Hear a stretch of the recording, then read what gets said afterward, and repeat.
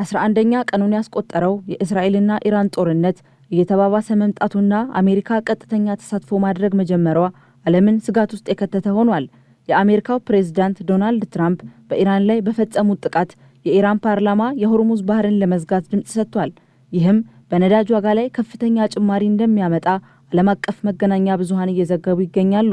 ዓለማችን ላይ በቀዳሚነት ከሚገኙ ነዳጅ አምራች ሀገራት መካከል ኢራን አንዷ ከመሆኗን ባሻገር የዓለም 20% የሚሆነው ድፍድፍ ነዳጅ የሚሸጋገርበትን የሆርሙዝ ባህርን ለመዝጋት ማቀዷ አሳሳቢ ሆኗል። የባህር ወሽመጡን የመዝጋቱን ውሳኔ የኢራን ፓርላማ የወሰነ ሲሆን የኢራን ሁለንተናዊ መሪ አያቶላህ ካሚኒ ውሳኔ የሚጠበቅም ይሆናል። ባሳለፍነው ሳምንት ማገባደጃ ላይ በግዙፉ የዓለም ነዳጅ መሸጫ በብሬንት ክሩድ 1 በርሜል በ$77 እንዲሁም በአሜሪካ መለስተኛ ነዳጅ መሸጫዎች ላይ ደግሞ በ$73 ሲሸጥ የነበረ ሲሆን ከሰኔ አጋማሽ ጀምሮ ኢራን በእስራኤል ከደረሰባት የሚሳኤል ጥቃት በኋላ ከ10 በመቶ በላይ ጭማሪ አሳይቷል። ጦርነቱ ቀጣይነት ካለውና የሆርሙዝ ባህርም ረዘም ላሉ ጊዜያት የሚዘጋ ከሆነ የነዳጅ ዋጋ በእጥፍ የተጠጋ እስከ $130 ሊጨምር እንደሚችልም ተጠቁሟል።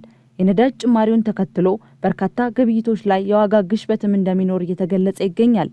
ከሰሞኑን በአዲስ አበባ የተስተዋለው የነዳጅ አለመኖርና የማደያዎች መዘጋት ከዓለም የነዳጅ ዋጋ መጨመር ጋር እንደማይገናኝና አዲስ የተደረገ የነዳጅ ዋጋ ማሻሻያ አለመኖሩን መረጃው እስከወጣበት ሰዓት ድረስም በከተማዋ ነጭ ናፍጣ 2.3 ሚሊዮን ሊትር፣ ቤንዚን 3 ሚሊዮን ሊትር በመኖሩ ምንም አይነት እጥረት አለመኖሩን የንግድና ቀጠናዊ ትስስር ሚኒስቴር በሰጠው መግለጫ አስታውቋል። የንግድና ቀጠናዊ ትስስር ሚኒስቴር ዶክተር ካሳሁን ጎፌ በአዲስ አበባም ሆነ በክልል ከተሞች በቂ ነዳጅ መኖሩንና ምርት በመደበቅ ጫና የሚፈጥሩ ማደያዎች ላይ ከአዲስ አበባ ንግድ ቢሮና ከጸጥታ አካላት ጋር በመሆን 2 የነዳጅ ማደያዎች ላይ ህጋዊ እርምጃ መውሰዱንም ገልጸዋል።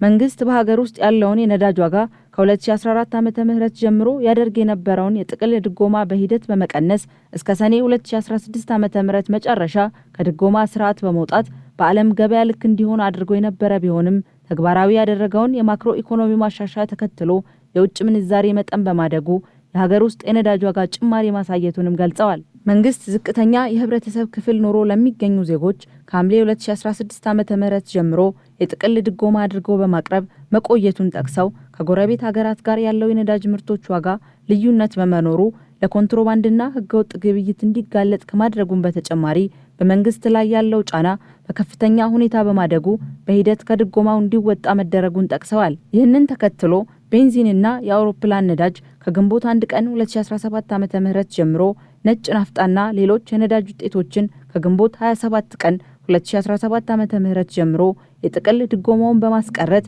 በዓለም የነዳጅ ዋጋ መሰረት እንዲሆን ተደርጓል ብለዋል። በያዝነው ሳምንት ውስጥ መንግስት ከድጎማው እንዳልወጣና ተጨማሪ የታክስ ክፍያዎችን እንደሚተገብር መረጃዎች መሰራጨታቸውን ተከትሎ በነዳጅ ማደያዎች ላይ ያልተገባ ወረፋ እየተስተዋለ መሆኑን አንስተው የድጎማም ሆነ የታክስ ክፍያ እንደማይኖርና ከፍተኛ መጠን ያለው ነዳጅ እየቀረበ መሆኑንም አሳውቀዋል።